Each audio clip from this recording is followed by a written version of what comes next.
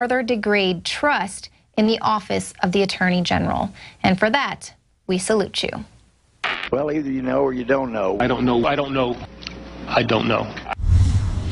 All right, that's the type of information we put out every night, 7 o'clock Central, InfoWars Nightly News, every weeknight. Of course, I'll be back with the Sunday show with Paul Watson, 4 to 6 p.m. Central this Sunday.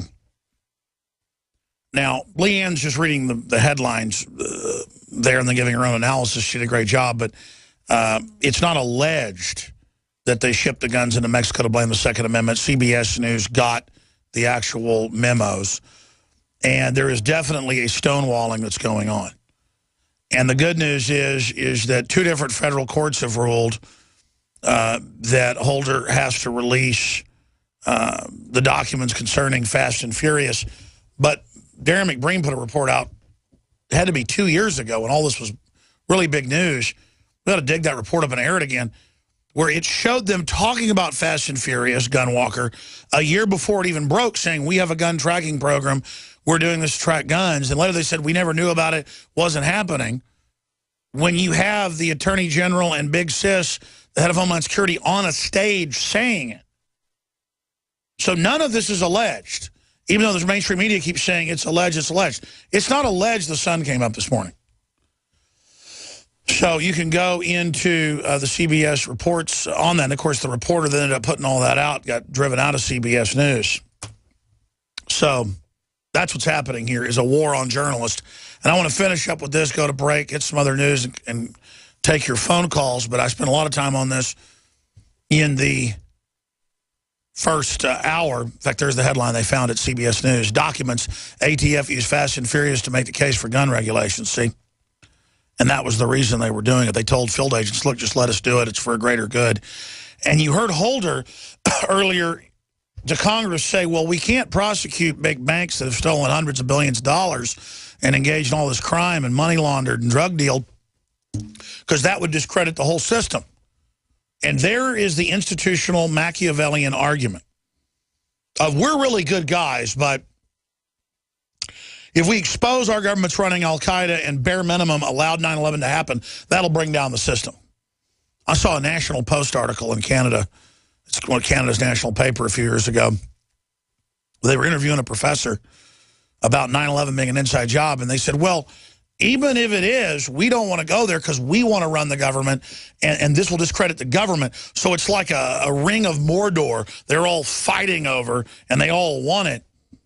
They're like, no, no, no, don't throw it in the lava. I want to use it. It cannot be used for good. And so remember that next time they pull somebody over and they have no criminal record and the cop claims they think the gun's illegal in the vehicle because state laws are written both ways. And they take some old man to jail who's clearly not a criminal. Remember, they're throwing the book at citizens. Remember the sheriff in Liberty County, Florida? They pulled over a construction company owner who was carrying cash, and the state law was written, well, you could have a handgun loaded legally if you're carrying cash or going to or from work or whatever, but it could also be seen as illegal, so we're going to choose to throw you in jail. And the sheriff shows up, goes in, the guy has no criminal record, he owns a company, he was carrying cash. This law is written but two-sided, let him go. And then they indicted the sheriff, who we've had on as a guest.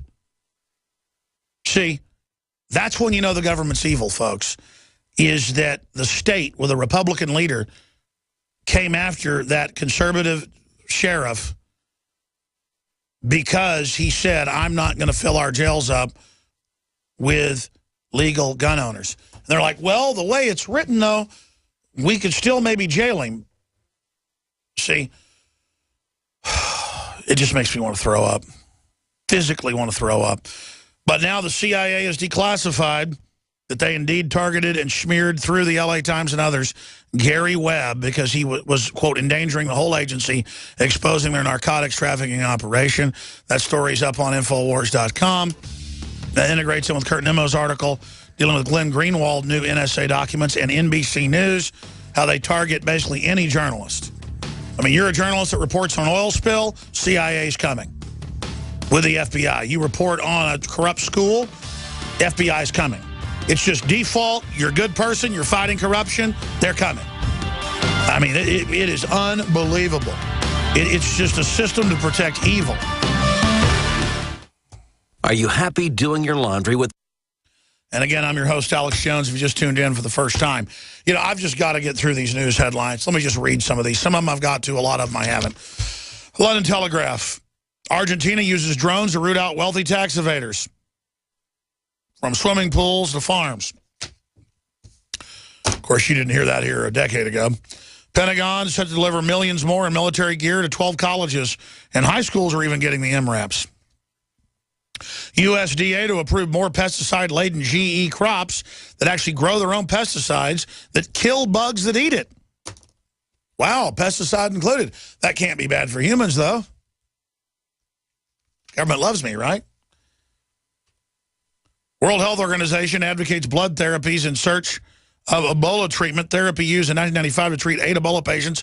The Democratic Republic of Congo shows some promise. Local school district got military gear from Pentagon. See, I just mentioned this, but now I ran across the story. Here it is, CBS News. You know, nothing like armored vehicles for the school district because we're such a free country. Everything's fine, though. The government's just committing crime on the books across the board with parallel construction, NSA, stingrays, narcotics trafficking, just everything. Savaging the press, trying to intimidate the media for the full takeover. Kill switches going in all the internet systems. I mean, it's just a massive buildup against us. Not to sustain the country, but to implode it. So enjoy, just you were warned. Continuing here with the news, this is really a big one. Republican Congress members urge military officers to rebel against Obozo. Lawmakers want officers to resign in a blaze of glory in opposition to White House's Middle East policy. Republican members of Congress are urging them to do this, according to U.S. Representative Doug Lamborn of Colorado. During a Liberty Group forum Wednesday night in the basement of a Colorado Springs bar, Lamborn, a member of the House Armed Services Committee, answered a question from a member of the audience who urged members of the Congress to support the troops in the absence of leadership from the White House. Oh, there's leadership in the White House to destroy the country. And the congressman got into the fact that they are encouraging him to do that. According to Corey Hitchens, who attended the meeting, Lambert responded by remarking, "You know what? I've been adding that to that, but let me reassure you of this.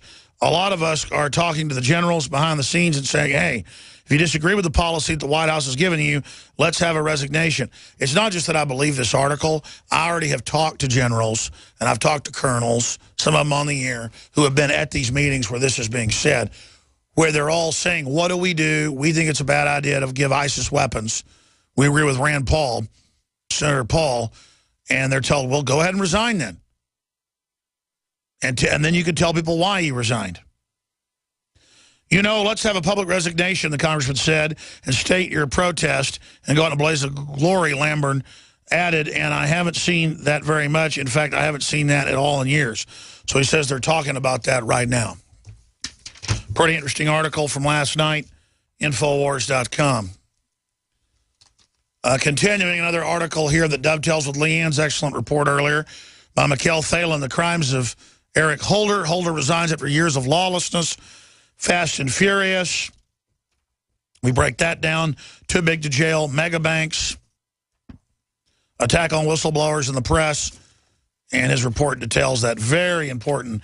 And again, 2 judges have ruled he's got to release documents that he's been covering up. Meanwhile, Mayor Bloomberg is in Washington Times. Bloomberg says he can't find enough anti-gun candidates to support. He's trying to finance. He found one in Austin. Mayor Pro Tem Mike Martinez says he wants to register and then have full confiscation, including door to door. And Austin will probably elect him mayor. Because let me tell you, the people that run Austin, the trendies, would bash their children's brains out with a ball-peen hammer if they were told it was trendy. Bloomberg can't find enough anti-gun candidates. Every town for gun safety midterm election endorsements lists heavy on safe Democrats. And we've got news on Kim Jong-un that's pretty darn important. Straight ahead. We're on the march.